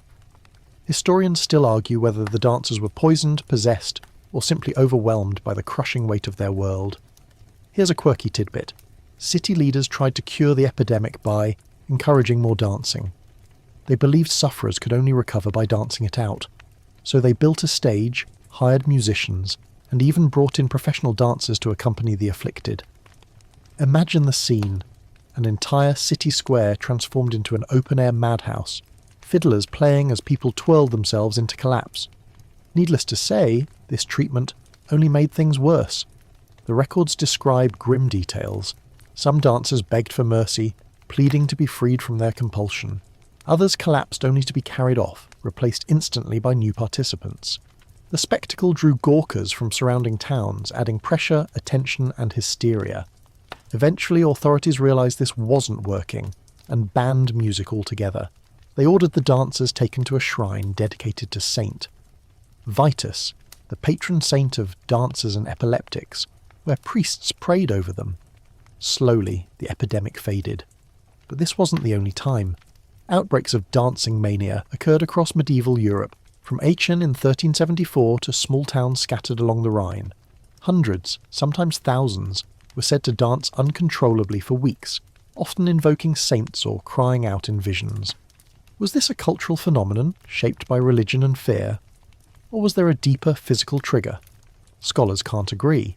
Some call it the ultimate stress response, others suspect toxins. Still others wonder if cult-like rituals spun out of control. Fringe theories get wilder. Some claim the dancers were caught in pagan rites surviving under Christian cover, ecstatic rituals gone haywire. Others imagine secret cults, or even sonic frequencies triggering mass motion. And of course, someone always whispers demonic possession, because medieval Europe loved to see Satan lurking in every shadow.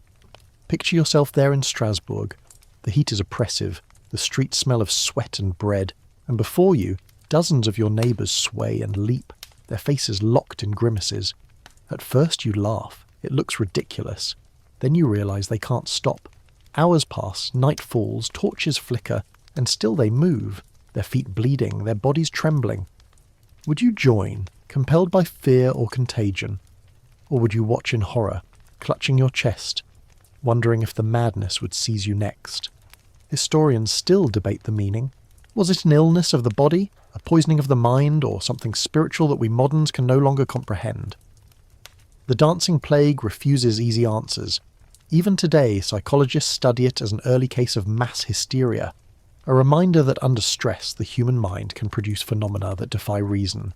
And so, lying in your bed tonight, you feel the echo of drums in your pulse, the shuffle of feet in your imagination. The dancers of Strasbourg spin on, not just in history books, but in your thoughts.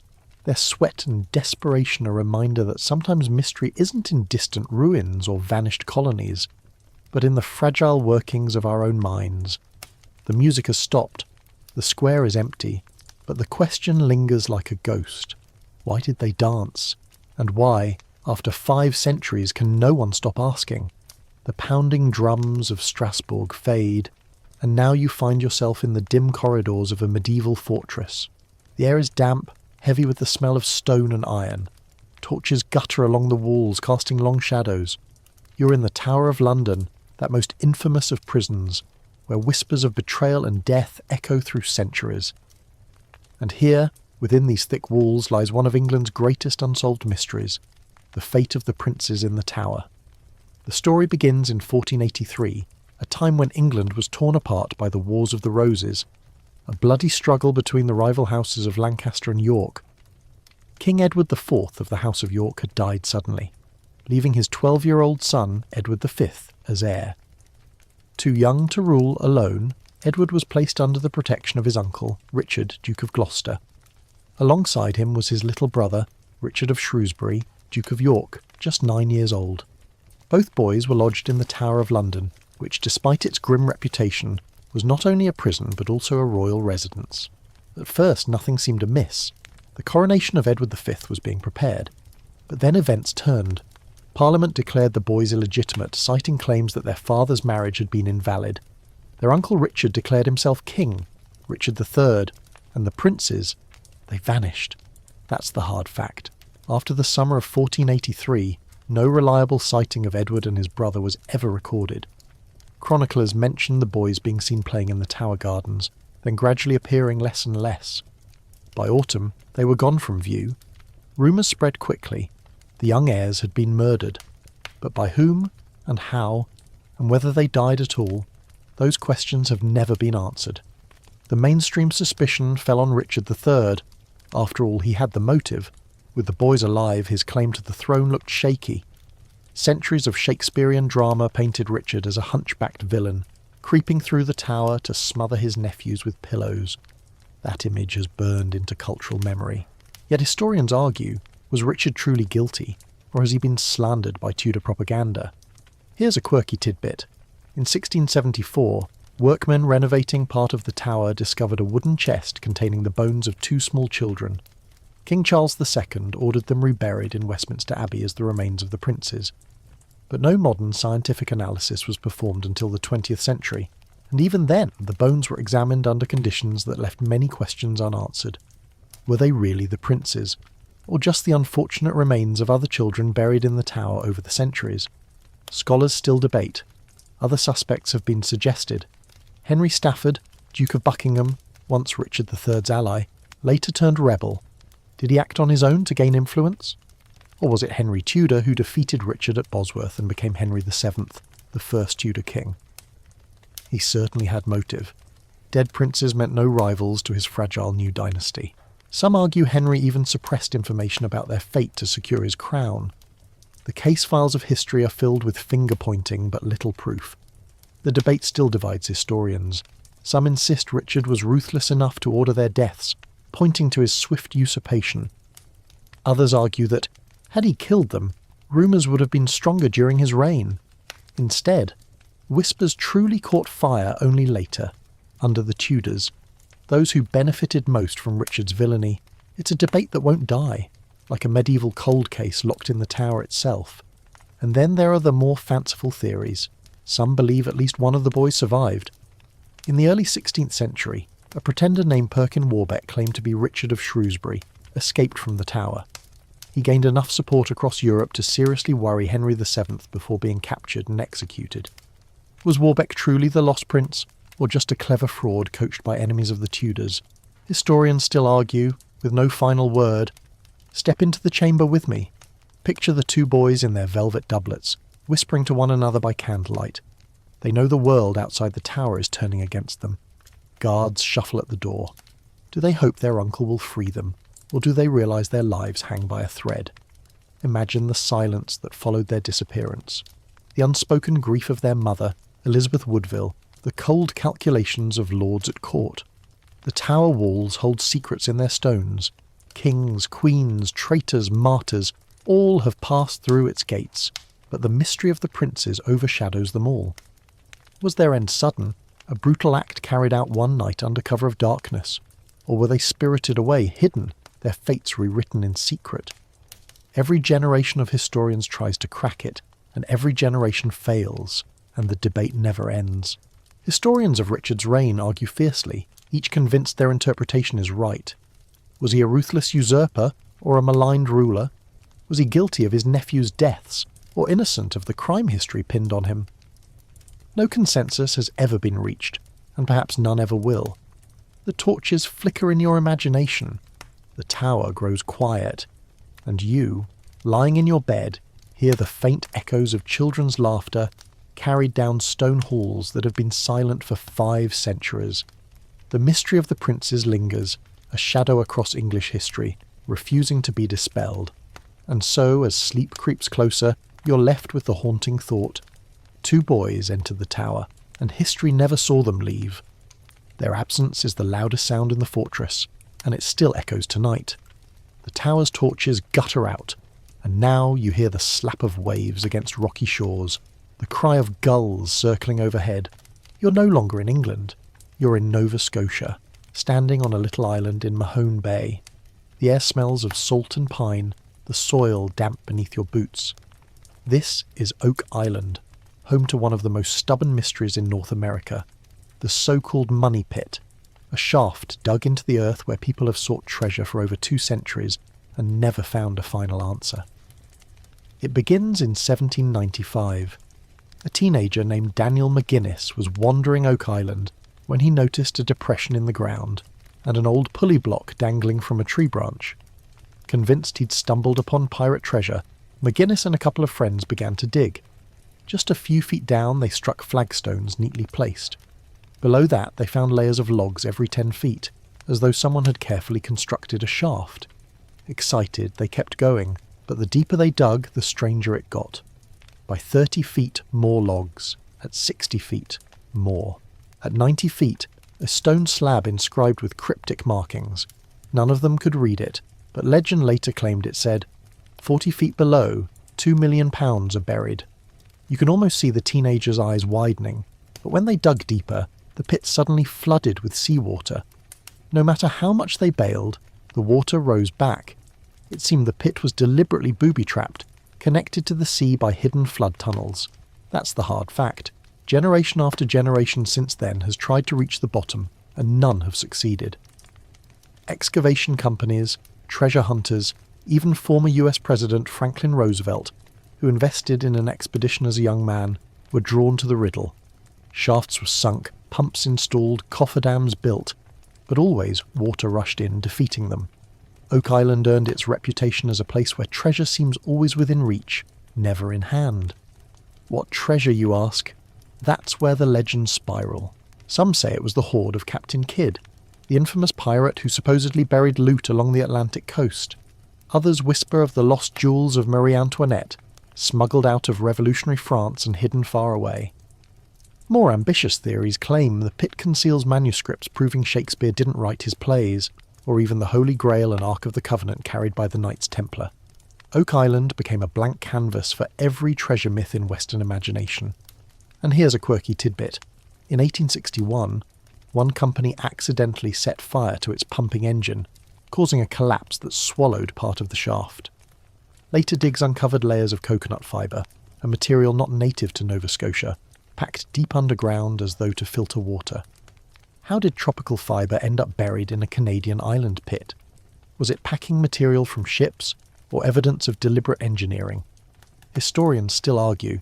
Every few decades, a new wave of treasure seekers arrives with better technology, steam pumps, drills, sonar, even modern borehole cameras. They've brought up bits of chain, fragments of old tools, scraps of parchment. Enough to keep hope alive, never enough to prove anything. The pit itself has collapsed and been re-excavated so many times that the original structure is probably long destroyed. Yet the legend refuses to die. Theories multiply. Some scholars believe the pit was simply a natural sinkhole, the flooding explained by porous geology. Others suggest it was a tar kiln or a storage shaft misinterpreted as treasure. But believers counter that the carefully laid platforms of logs, the inscribed stone, and the flood tunnels point to human ingenuity, not natural accident. Historians still clash, unwilling to close the case. And then, of course, the fringe claims. Oak Island has been tied to everything from Masonic conspiracies to aliens. Some insist the geometry of the island encodes hidden messages, that the money pit is part of a global pattern of sacred sites. Others claim it is cursed. According to local legend, 7 men must die before the treasure will be found. As of now, 6 seekers have indeed lost their lives in accidents. Superstition or grim coincidence? Picture yourself standing by the muddy pit, hearing the churn of pumps and the clank of chains as workers strain to lower drills. The ground is slick, the air tense with expectation. Then, as always, the shaft shudders, water surges up, and the dig is ruined again. You taste the salt of seawater on your lips and realise the island itself seems determined to keep its secret. The story has captivated generations, becoming not just a dig, but a legend of obsession. People mortgage their lives chasing Oak Island's phantom riches. Books, documentaries and TV series keep the mystery alive, turning every scrap of wood or iron into a tantalising clue. And yet, after more than 2 centuries, no one can say for sure what lies at the bottom, if anything ever did. You lie back now, hearing the echo of waves in your ears. The money pit is more than a shaft in the ground. It is a mirror of human desire, the endless urge to dig deeper, to uncover what is hidden, to gamble everything on the promise of treasure. Whether pirate gold or simple geology, Oak Island continues to whisper to dreamers, come, dig, and see. And like so many before, you can't help but wonder if you would pick up a shovel too. The muddy pit of Oak Island slips away, and now you are rocked gently by the sea again. But this time not from the shore. You're standing on the deck of a small brigantine in the Atlantic Ocean, the wind cold, the rigging creaking overhead. The horizon is endless, empty but for gulls. Everything looks normal, sails trimmed, supplies stocked, no signs of violence. And yet, the ship is deserted. The crew is gone, vanished into thin air. You've boarded the Mary Celeste, the most famous ghost ship in history. The Mary Celeste was an American merchant vessel, 103 feet long, built in 1861. By 1872 she was under the command of Captain Benjamin Briggs, an experienced sailor, devout Christian, and family man. That November, She departed New York for Genoa, Italy, carrying a cargo of 1,701 barrels of industrial alcohol. On board were Briggs, his wife Sarah, their 2-year-old daughter Sophia, and a crew of 7. They were last seen sailing into the Atlantic on calm seas, nothing unusual.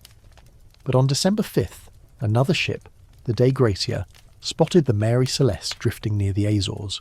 The vessel looked odd, her sails tattered, course unsteady, so the crew boarded to investigate. What they found became legend. The Mary Celeste was seaworthy, her cargo intact, provisions for 6 months still stored below. The crew's personal belongings, clothes, pipes, instruments, were undisturbed. There was no sign of struggle, no blood, no fire. The lifeboat, however, was missing. The logbook's last entry, dated 10 days earlier, recorded nothing unusual. It was as though everyone had simply stepped off the ship and vanished. That's the firm fact. A ship abandoned at sea, no bodies ever found. The mystery is the why. One theory is alcohol fumes. The barrels of alcohol in her hold could have leaked, producing noxious fumes. Fearing an explosion, Captain Briggs may have ordered everyone into the lifeboat temporarily. A squall or shifting winds could then have separated them from the Mary Celeste, leaving the ship to drift alone. This explanation has some logic, but it doesn't explain why such an experienced captain would abandon a perfectly seaworthy vessel in calm conditions. Historians still wrangle over the plausibility. Another theory is piracy. Perhaps the ship was attacked, the crew taken or killed. But the cargo was untouched, the valuables left behind. Pirates rarely leave treasure. Dismissed. Mutiny? Unlikely. Briggs was respected, his crew handpicked, and again no signs of violence. Then there's the suggestion of a waterspout, a tornado-like sea column that drenched and terrified the crew, convincing them the ship was doomed. They may have lowered the lifeboat in panic only to be lost. Yet again, this feels like reaching, as the Mary Celeste remained sturdy and afloat. Here's a quirky tidbit. Arthur Conan Doyle, years before writing Sherlock Holmes, penned a short story inspired by the Mary Celeste. He renamed it the Mary Celeste, a mistake that stuck in popular culture, and filled the tale with murder and mystery. His fictional flourish cemented the ship's ghostly reputation, blurring fact and fiction for generations. Historians continue to argue, torn between mundane accidents and extraordinary circumstances. Was it a sudden seaquake? Did Captain Briggs miscalculate and think the ship was sinking? Did they tether themselves to the Mary Celeste, only for the rope to break, watching in horror as their vessel drifted away? Or was it something stranger still, an event we lack the language to describe? And of course, the fringe theories dance in. Some insist the crew was abducted by aliens, plucked off the deck without disturbance. Others blame the Bermuda Triangle, even though the ship was far from its boundaries. A few spin tales of sea monsters rising from the deep. The Mary Celeste invites such ideas because its silence is total. No wreckage, no survivors, no last words. Just a ship, afloat and empty. Imagine yourself walking the deck that day with the boarding crew. The sails flap lazily in the wind. The galley still holds food, untouched. The captain's logbook rests on the desk, the ink dry. You descend into the cabin, see a child's toy lying on the floor, a half-sewn garment waiting in Sarah Briggs's room. Life interrupted, frozen mid-motion, frozen. The absence is louder than any cry. And what of the crew's final thoughts? Did they climb into the lifeboat calmly, planning to return after danger past? Did fear grip them suddenly, a decision made in seconds that doomed them forever? Historians argue, but the ocean has swallowed all answers. For years after, the Mary Celeste sailed under different captains, but her reputation never escaped the curse of that voyage. Sailors whispered she was unlucky, haunted. Eventually she was wrecked deliberately off Haiti in an insurance scam, ignoble end for a ship already immortal. But her story endured, precisely because no one could solve it. You lie back now, hearing the creak of timbers in the dark. The Mary Celeste drifts endlessly in your imagination, her decks empty, her wheel unmanned, her sails still catching the wind. She's less a ship than a question, bobbing forever on the waves. And as you drift towards sleep, you realise sometimes the most chilling mysteries aren't violent or dramatic. They're quiet, like a ship afloat with no one left to sail her. The creak of ghostly timbers fades, and now you find yourself not at sea but in the arid heat of the Judean desert. Dust clings to your sandals, cliffs rise around you, and in the distance you see the caves of Qumran, where shepherds once stumbled upon jars that changed history. This is where the Dead Sea Scrolls were found, ancient writings that shed light on Jewish life 2 millennia ago. But among the fragile parchments and brittle papyri, one discovery stands apart. Not animal skin, not papyrus, but something stranger, a scroll made of copper. You step closer in your imagination. Unlike the other Dead Sea Scrolls, which crumble at the slightest touch, the copper scroll was hammered into sheets of thin metal and rolled up tight. Dating to around the 1st century CE, it's inscribed not with hymns or prophecies, but with a list of treasure. That's the factual spark. The copper scroll contains directions to hidden caches of gold and silver, buried in locations described cryptically. 64 spots are mentioned, with staggering amounts of treasure, by some estimates tons of precious metal. If accurate, it would dwarf the wealth of most kingdoms of the time, yet none of it has ever been found. Historians immediately argued over what it meant. Was it a genuine inventory of temple treasure, hidden away before the Roman destruction of Jerusalem in 70 CE? Or was it symbolic, a spiritual metaphor cast in metal? Scholars are still divided. One theory is that the copper scroll records treasures from the Second Temple, hidden by priests when Rome besieged the city. To save sacred wealth from plunder, they secreted it in caves and fields, marking the locations on copper so it would endure. Yet no archaeological expedition has ever turned up so much as a single hoard described. Did treasure hunters simply search in the wrong places, or was the text never meant to be literal? Here's a quirky tidbit. When the scroll was discovered in 1952, it was so brittle that unrolling it was impossible. Archaeologists had to cut it into strips with a saw, like opening a rusted pipe. Imagine the suspense. Dust flying, sparks from the blade, until lines of ancient Hebrew letters finally emerged. Instead of sacred hymns, the scholars blinked and read directions. In the ruin that is in the valley of Aor, under the steps leading to the east, 40 talents of silver are hidden. It was like finding a divine treasure map hidden among holy scriptures. Some historians treat it seriously, combing the desert for clues. Others argue it could never be real, because the amounts listed are implausible. One location alone supposedly held 900 talents of gold, an amount equal to hundreds of tons. Could a community in Judea really have amassed such wealth? Skeptics shake their heads. Still, the descriptions are detailed enough to feel tangible, with instructions about cisterns, courtyards, and even names of places. That concreteness keeps hope alive, and the scholarly debates rage on. Was the copper scroll linked to the Qumran sect, often associated with the Essenes, that ascetic group described by Josephus? Or was it part of the temple priesthood's last desperate effort to preserve treasure from Rome? Perhaps it was written by rebels during the Jewish war who stashed loot from Jerusalem's plunder. No one agrees, and the scroll offers no explanation. It simply lists without context, as if its author assumed the reader already knew the backstory. Fringe theories, as always, have their day. Some believe the scroll doesn't describe earthly treasure at all, but hidden spiritual truths encoded in riddles. Others tie it into Knights Templar legends, claiming the medieval order later sought the scroll to find lost temple gold. A few even weave it into conspiracy theories about secret hordes funding shadowy powers through history. The copper scroll refuses to stay quietly in antiquity. It keeps reappearing in every age's fantasies. Imagine holding one of those copper strips in your hand. The letters are crude compared to elegant scroll calligraphy, carved roughly with a sharp tool, almost like a practical memo rather than sacred scripture. You sense urgency. Whoever wrote this wasn't writing poetry but instructions, like someone hurriedly scrawling directions before fleeing. Was he a priest, hands shaking as Romans marched closer? Was he a rebel, sweaty with fear, determined to save treasure for future fighters? You'll never know. And here's the maddening part. Archaeologists have dug at some suggested sites, but no treasure has appeared. Maybe the hoards were found and looted long ago. Maybe the landmarks changed beyond recognition after 2,000 years. Maybe the treasure was metaphorical all along. Historians still argue, and the scroll sits silently in a museum, taunting every reader. Picture yourself wandering those desert caves at dusk, torchlight flickering off limestone walls. You imagine stumbling on a clay jar, opening it to reveal hammered copper sheets, their surface inscribed with riddles. Your heart pounds.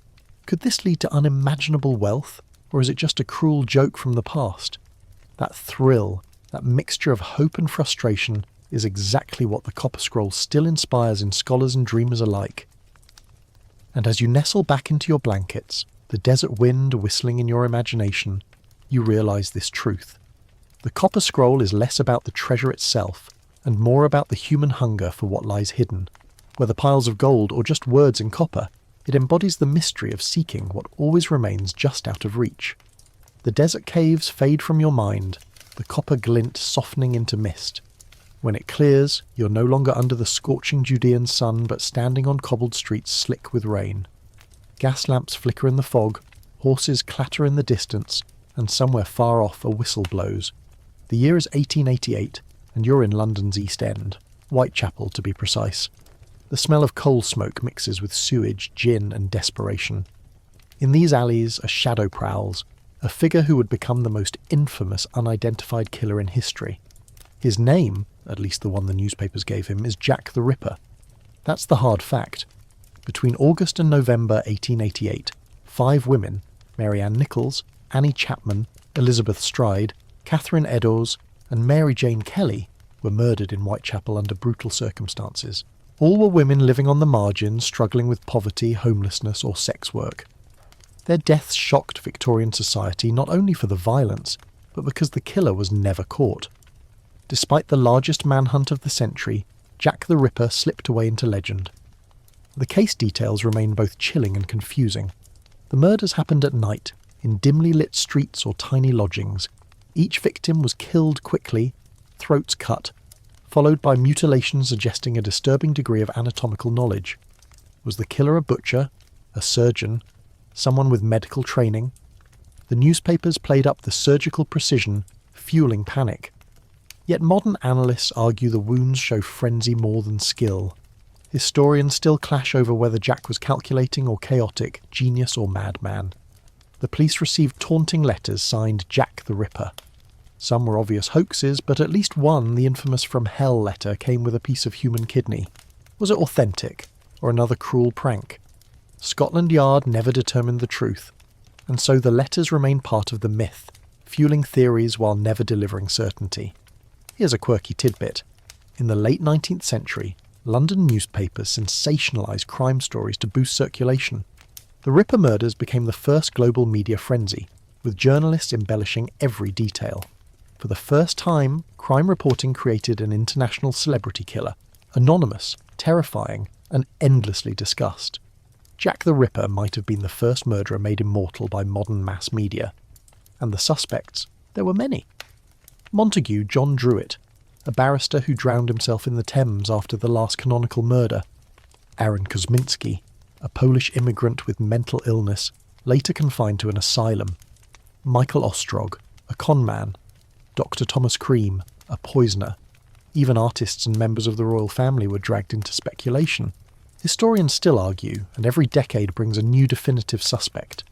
DNA tests on old evidence have been claimed as breakthroughs, only to be dismissed by others. The Ripper's identity remains a black hole pulling in theories, but yielding nothing conclusive. Some theories stretch into the fringe.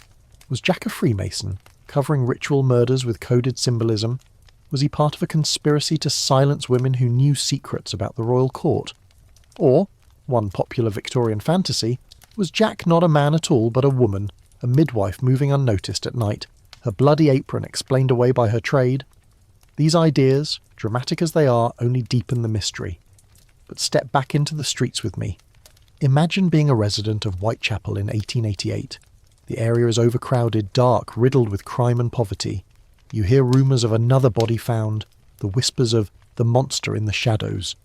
Women clutch their shawls tighter, men glance nervously into alleys. The fear is palpable. For the poor, life was already brutal, but now the darkness itself seemed alive, hunting them. And here's where historians still disagree. Why did the murders stop? After Mary Jane Kelly's gruesome killing in November 1888, the Ripper was never definitively linked to another victim. Did he die? Flee? Or simply stop killing? Was he imprisoned for another crime? Or did the frenzy of media and police presence scare him off? The abrupt end to the spree is almost as mysterious as the killings themselves. The legend of Jack the Ripper has endured not just because of the murders, but because of the vacuum of answers. In that vacuum, storytellers, criminologists and conspiracy theorists pour their own narratives. He's been portrayed as a genius, a lunatic, a conspirator, a doctor, even a supernatural figure. Every retelling says more about the teller than about the man himself. Imagine for a moment the killer himself, whoever he was. Did he read the headlines, smirking at the chaos he caused? Did he melt back into anonymity, living out an ordinary life as history's most notorious phantom? Or did he vanish like smoke, leaving only whispers and questions? Historians argue endlessly, and no consensus exists. And here's the chilling part. Jack the Ripper is less about who he was and more about what he became. He symbolises the terror of the unseen, the predator no one can name, the horror that thrives in mystery. In the fog of Whitechapel he still stalks, not in flesh, but in imagination. You lie back in your bed, hearing the faint echo of rain on cobblestones, the distant shout of a constable, the silence of an alley where footsteps vanish. The Ripper remains at large, not in body but in history. And as your eyes grow heavy you realise some mysteries are unsolved not because they can't be solved, but because their power lies in the fact that they remain unsolved. Jack the Ripper endures because he is a shadow you can never quite catch. The foggy alleys of Whitechapel dissolve into open sky, and suddenly you are standing in the middle of an endless forest. Siberia stretches in all directions, taiga as far as the eye can see, larch trees and pines swaying in a warm breeze. It is June 30th, 1908, early morning. Birds chatter, the air hums, and then with no warning the sky tears open. A fireball streaks across the heavens, brighter than the sun, trailing smoke like a burning comet. Moments later the earth convulses. A shockwave slams through the forest, flattening trees for miles in every direction. Animals bolt, rivers churn, people hundreds of kilometres away are thrown from chairs. The Tunguska blast has just struck, an explosion so powerful it levelled over 800 square miles of forest, knocking down 80 million trees, and yet left no crater. That's the hard fact. Something detonated above the Podkamanaya Tunguska River in remote Siberia, with the force of about 10 to 15 megatons of TNT, 1,000 times stronger than the Hiroshima bomb. Eyewitnesses in villages described a ball of fire, a column of light, and deafening booms that echoed for minutes. Windows shattered, horses collapsed, skies glowed for days. In London, thousands of miles away, people could read newspapers at midnight because the atmosphere lit up with strange luminescence. And yet, when scientists finally investigated the site years later, they found no impact crater, no meteorite, no obvious cause, just endless trees knocked flat in a radial pattern, pointing away from ground zero. The leading explanation is that a meteor or comet exploded in the atmosphere before striking the ground, a so-called airburst. A stony asteroid, maybe 50 to 100 metres wide, hit Earth's atmosphere at 30,000 miles per hour and disintegrated, releasing its energy high above the forest. The heat and shockwave devastated the landscape, but because the object never reached the ground, no crater formed. That theory fits most evidence and remains the mainstream view, and yet, uncertainties remain. For one, no large fragments were ever recovered. Expeditions in the 1920s and 1930s found tiny spherules of silicate and nickel in the soil, consistent with cosmic debris, but nothing like the chunks we might expect from such a huge event. The ground at the epicenter wasn't blasted open, but showed scorched peat and peculiar growth patterns. Historians and scientists still debate whether the culprit was an asteroid, a comet, or something stranger. Here's a quirky tidbit. In 1927, the Soviet scientist Leonid Kulik led the first proper expedition. Locals told him tales of a fiery god descending, flattening the forest, punishing the earth. When Kulik reached the site, he expected a crater. Instead, he found trees all lying flat like matchsticks, but those nearest the centre were scorched and stripped of branches yet still standing upright like blackened poles. It looked eerily deliberate, as though some cosmic hand had pressed down on the forest. Alternative theories blossomed quickly.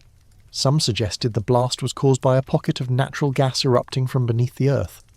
Others thought it was a comet composed mostly of ice, which vaporized entirely upon entry, Still others, here's where it gets eccentric, argued it was a miniature black hole grazing the planet, or even an alien spaceship exploding mid-air. The UFO hypothesis gained popularity in the 20th century, with some claiming the symmetrical pattern of trees suggested a controlled detonation. Historians still laugh at that one, but you can't deny the image is cinematic. And the scholarly debates continue. Was Tunguska a once-in-a-millennium asteroid strike, or are such airbursts more common than we realise? In 2013, when a meteor exploded over Chelyabinsk, Russia, injuring over 1,000 people with shattered glass, scientists pointed to Tunguska as a reminder Earth's atmosphere is both shield and battlefield. Tunguska might not be unique, it's just the most dramatic in recorded history. But imagine you were there. You're a hunter in the Siberian taiga, dawn breaking, when the sky suddenly bursts with fire. You hear a boom that feels like the world cracking. The blast throws you to the ground, heat singes your skin, trees crash around you. Then silence. The forest smoulders, birds are gone, and above you, the sky glows an unnatural colour. Would you think of meteors, or would you think the gods themselves had struck? The Evenki people of the region preserved oral accounts of a fiery spirit bringing destruction, a story that still carries their awe. And what of the trees afterward? At the epicentre, new growth flourished rapidly, as though the soil had been enriched. Some scientists even speculated radiation played a role, though tests found no unusual radioactivity. Still, the idea of Tunguska as a nuclear-like event lingers in imagination, even if unsupported by data. Historians and scientists still argue. Was it asteroid or comet? Solid rock or icy fragment? Could it have been a type of cosmic event we barely understand? Each expedition finds hints but not closure. The lack of a crater, the absence of large debris, the strangeness of the eyewitness reports, all keep the case open. You lie back now, hearing the crash of trees echo in your mind. Picture millions of trunks flattened outward in a perfect radial fan, the centre eerily bare. The Tunguska blast is both explanation and enigma, proof of cosmic danger and reminder of our fragility. It shows how the universe can reach down without warning, shake the earth, and then vanish, leaving us to puzzle forever. And as your eyelids grow heavy, you realise sometimes the mysteries that haunt us are not from the past we built, but from the cosmos itself, vast, indifferent, and occasionally terrifying. Tunguska remains unsolved, not because we lack data, but because even the data hums with ambiguity. The blast endures as a question mark scorched into the Siberian forest, whispering across more than a century. What really happened here? The flattened trees of Tunguska fade, and now you hear the steady roar of an engine, the rush of air across aluminum wings. You're soaring above the Pacific Ocean, the horizon a seamless blur of blue water and sky. At the controls sits Amelia Earhart, aviator, record breaker, symbol of daring modern womanhood. It is July 2nd, 1937, and she's attempting the final leg of her most ambitious journey, a circumnavigation of the globe along the equator, and within hours she will vanish, becoming one of history's most enduring mysteries. Amelia was no ordinary pilot. By the 1930s she was already a celebrity, the first woman to fly solo across the Atlantic in 1932, feted by presidents, beloved by the public. She cut a striking figure, tall, slim, tousled hair, a leather jacket slung over her shoulders. She spoke of aviation as liberation, urging women to push boundaries. By 1937, she dreamed of circling the globe, a feat no one, man or woman, had yet achieved at that latitude. Her Lockheed Electra 10E, modified for long-range flight, became her chariot. With navigator Fred Noonan at her side, she set off eastward from Oakland, California. The journey was grueling. Weeks of hopscotching from continent to continent, South America, Africa, India, Southeast Asia. By late June, they reached Lae, New Guinea, with only the vast Pacific to cross before returning to America. Their next target was Howland Island, a tiny speck of land just 2 miles wide, barely rising from the ocean. The US Coast Guard cutter Itasca waited nearby to guide them in with radio signals. That's the hard fact. Amelia and Fred took off from Lae on July 2nd, headed northeast across 2,500 miles of open ocean. Radio transmissions confirm they flew for hours, gradually approaching Howland. At 7:42 a.m, her voice crackled over the radio. "We must be on you but cannot see you. Gas is running low." At 8:43 a.m, her final transmission. "We're on the line 157-337. We're running north and south." And then, silence. The plane never arrived. The largest air and sea search in history up to that time was launched. For weeks, US ships and aircraft scoured the Pacific, but no trace was found. No wreckage, no bodies, no conclusive evidence. The ocean had swallowed the world's most famous woman pilot. The mainstream explanation is simple, yet haunting. Earhart and Noonan, unable to spot tiny Howland Island, ran out of fuel and ditched into the Pacific. The plane sank quickly into deep water beyond reach. It's a plausible and likely answer. Yet the absence of proof, no floating debris, no oil slick, kept the door open for speculation. And speculate people did. Some theories are grounded, others wild.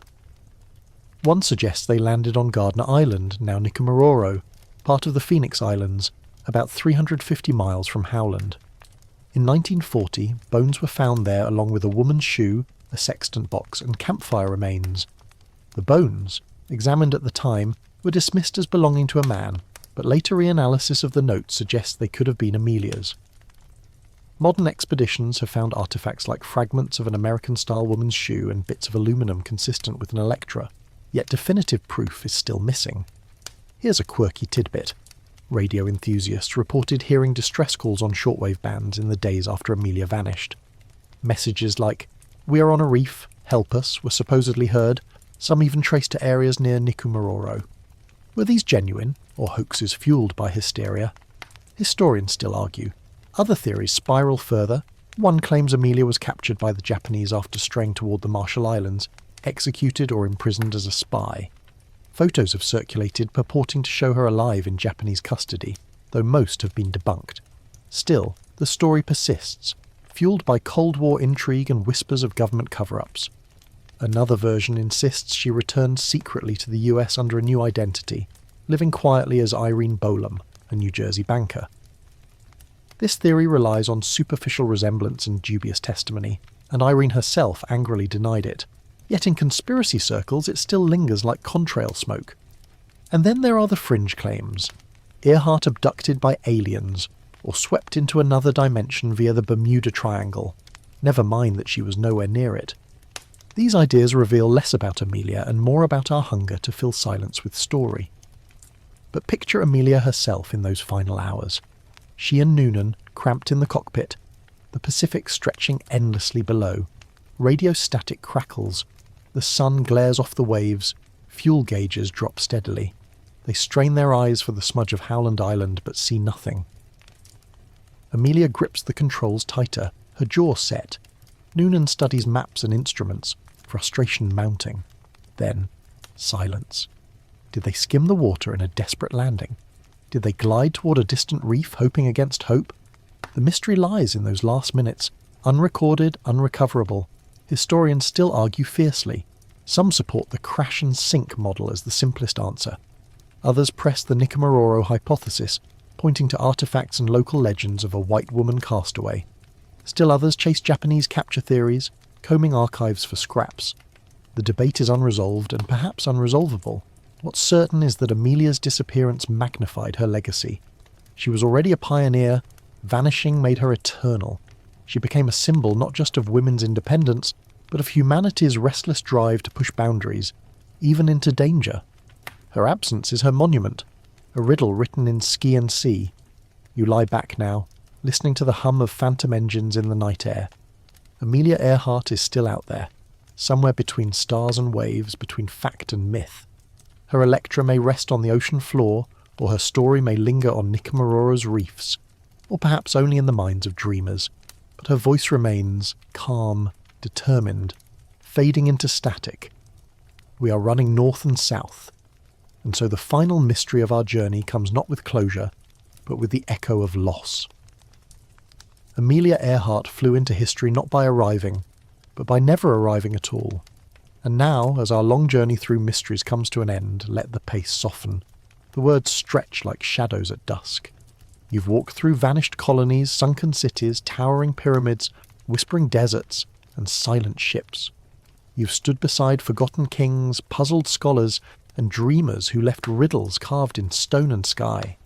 Each tale has left you with questions, with wonder, with the realization that history is less a ledger of facts and more a night sky full of stars, bright points separated by vast darkness. You feel your body sinking deeper into rest, your breath slowing, as if your mind has laid down its tools after a long day of digging, unrolling, decoding.